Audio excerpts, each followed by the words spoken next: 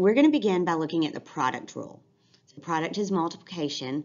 When you're finding the derivative of two factors, this is your formula. Your first factor we're going to call f of x, and the second factor is g of x. So to find the derivative, it would be f of x times the derivative of g of x plus g of x times the derivative of f of x. So what does this product rule mean in words? This is what you should be thinking in your head every time. The first times the derivative of the second plus the second times the derivative of the first.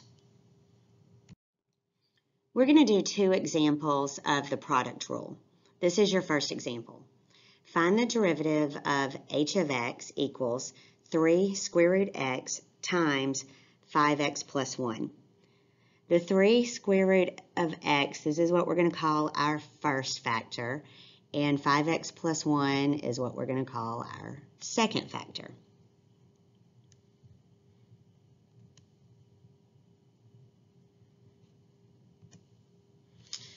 So to start with, instead of h of x, now we have h prime of x. That means that we are taking the derivative in this step. And that equals the first, so I've just written down 3 square root of x. Now you're going to do times the derivative of the second, and the derivative of 5x plus 1 is just 5, so times 5, plus the second, which is 5x plus 1, times the derivative of the first. So now you've got to take the derivative of 3 square root x. And from the previous lesson, you know that you need to change the square root of x to the 1/2. And so it will be 3 times, and you take the derivative of x to the 1/2, which brings your 1/2 to the front, x, and subtract 1 minus the exponent, or the exponent minus 1, and you get x to the negative 1/2. So the next thing you need to do is change that negative exponent to a positive exponent and multiply, like clean some stuff up. So we're going to multiply 3 square root of x times 5, and we're going to change this 1/2 x to the negative 1/2 so that it has a positive exponent, and then multiply by 3. So I have the derivative of h of x equals 15 square root of x. So I got that from the 3 square root of x right here, multiplied that together. I haven't done anything with the 5x plus 1 except for move it to the back because this is a monomial, but we took the x to the negative 1/2, moved it to the denominator, and then we multiplied 3 times 1/2. So this is where it's simplified. So we're not done yet. We need to multiply.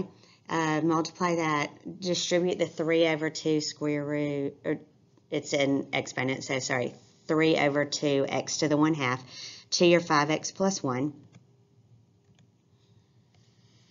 So when I do that, I would have 15x over 2x to the 1/2. And then you can simplify that 15x. I'm going to write this in for you. So it's hard to write in this. 15x over 2x to the 1/2.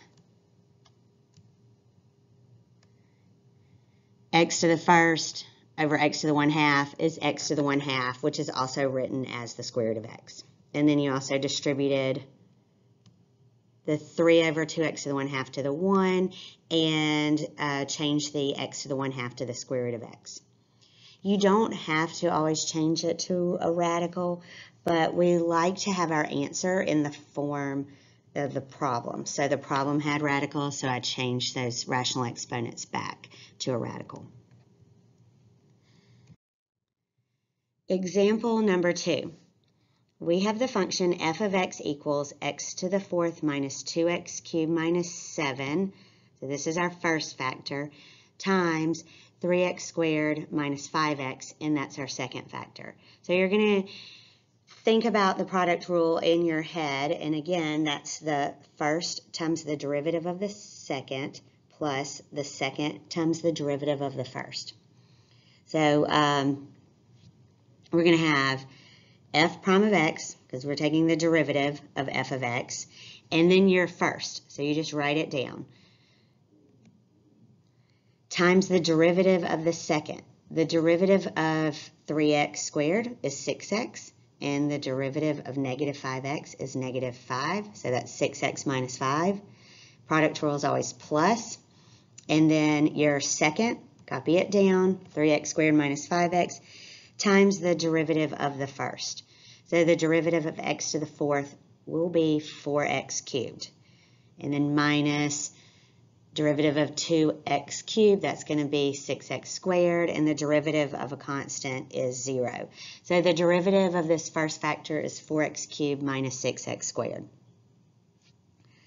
Okay, so now we've got some multiplication to do. So you're going to multiply this trinomial times the binomial, and then we're going to multiply these two binomials together. And then just as you're going, list it all out, and then we'll combine like terms in our next step.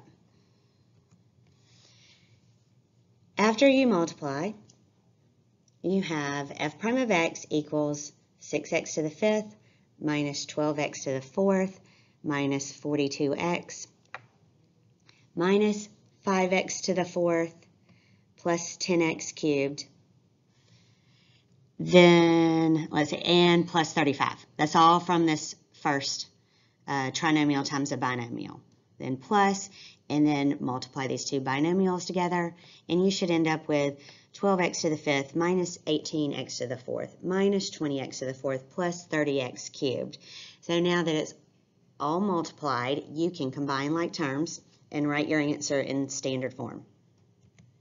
Your final answer should be the derivative of f of x equals 18x to the fifth minus 55x to the fourth plus 40x cubed minus 42x plus 35. Be sure to show all of your steps. Try not to do too much in your head. It's very easy to make careless mistakes with this many operations. All right, now we're going to take a look at the quotient rule and the formula for the quotient rule, and then we'll do two examples with it. So we're going to take the derivative with respect to x of f of x divided by g of x. So the quotient rule is used when you are dividing. And this formula says that you are going to do g of x times the derivative of f of x minus f of x times the derivative of g of x all over the g of x squared. All right, so let's break this down so it's easier to remember. We're going to call f of x our high function because it's the one on top. And g of x is our denominator, so we're going to call it our low. And see, we just put hi for high and lo for low. And the way that you are going to remember this, and this is what you are going to think about in your head every time as you're deriving a quotient, is low-D high minus high-D low over low-low. Or sometimes I say low-D high minus high-D low over low squared. Either one. So that is your reminder that low-D high, that's you write down the low, and then D high means take the derivative of the high. So the derivative of the numerator. Minus, always subtraction here, high-D low. So you write down the high times the derivative of the low. So the derivative of the denominator, and that is over low-low, or the denominator squared. Think about that every time you're writing it down. Product rule has addition, quotient rule has subtraction in the numerator. Okay, here's our first example. We're going to find the derivative of f of x equals x squared minus 3x over x minus 1. And in your previous lesson, we did have some quotients to start with, and we were able to use the power rule because we had a monomial in the denominator. So we were able to divide each term by that monomial and then apply the power rule. Well, now we can't do that. We have a binomial in the denominator, so we have to use the quotient rule. So to start with, I'm going to write high next to the numerator and low next to the denominator. And we're going to go through each step thinking about that formula, but the formula in words. So remember, it's low-y high minus high-y low over low squared.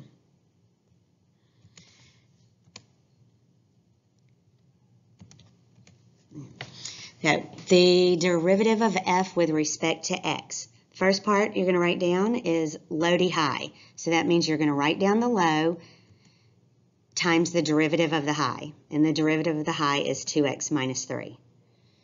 Minus, it's always subtraction in the quotient rule. So we did low-y high minus, now this is high-y low. So you write down the high times the derivative of the low. And the derivative of x minus 1 is just 1. And then that is over low squared. So instead of writing x minus 1 times x minus 1, so it says low, low, just always write it as the low squared in parentheses. All right, so we need to multiply that numerator. We're going to multiply x minus 1 times 2x minus 3.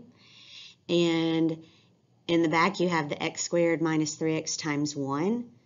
But it's also being subtracted. So you're going to, like if you moved this number to the front, which is just a 1, so we don't really have to, we're going to distribute the negative 1 to x squared minus 3x in this step.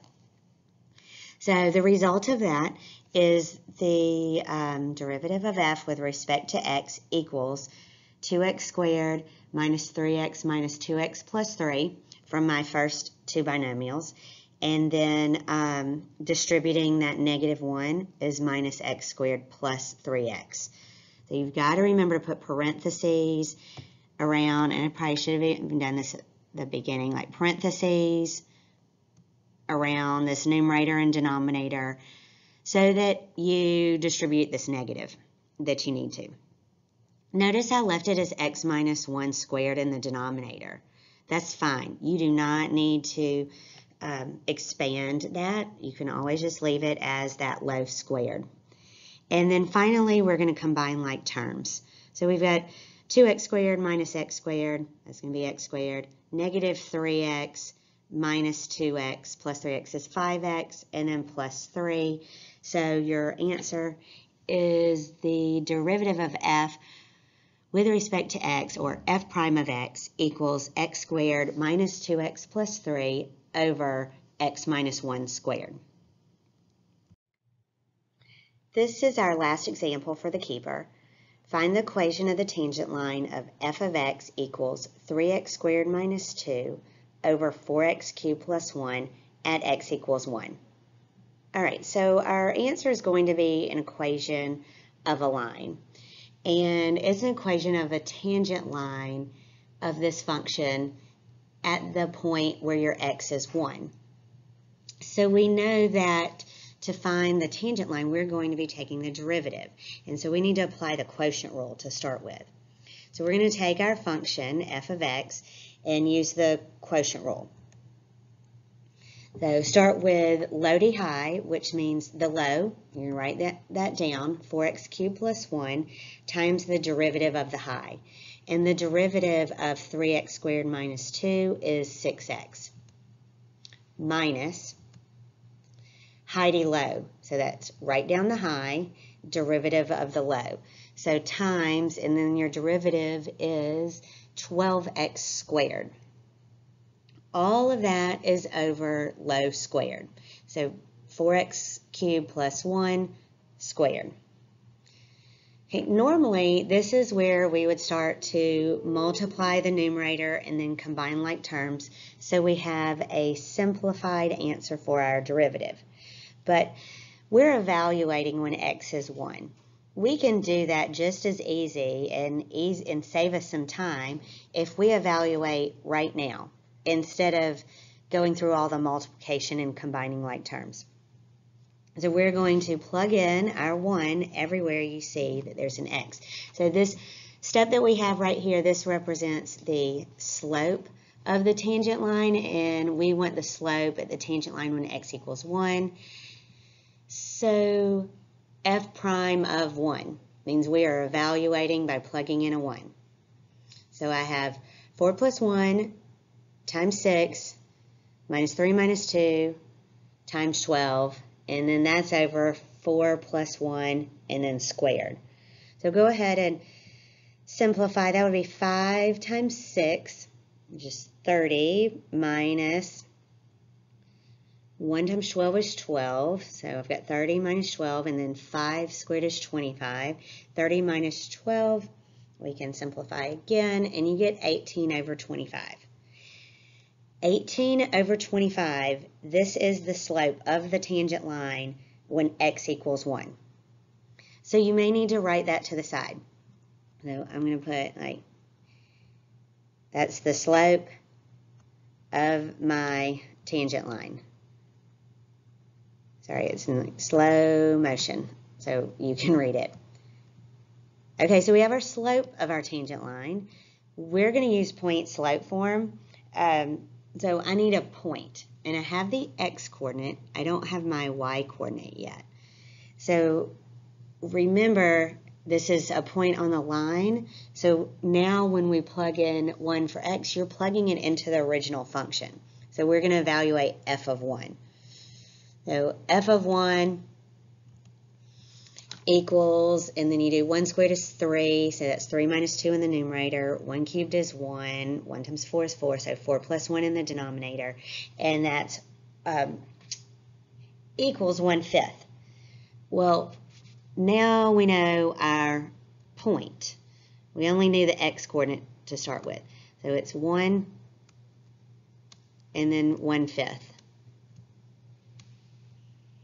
So use point slope form now that you have your point and your slope. Just as a reminder, this is point slope form. So y minus y1, that's going to be y minus 1/5 equals m, which is 18 over 25, times x minus your x1, your point, which is your x coordinate. That's your final answer, and that's the end of this keeper.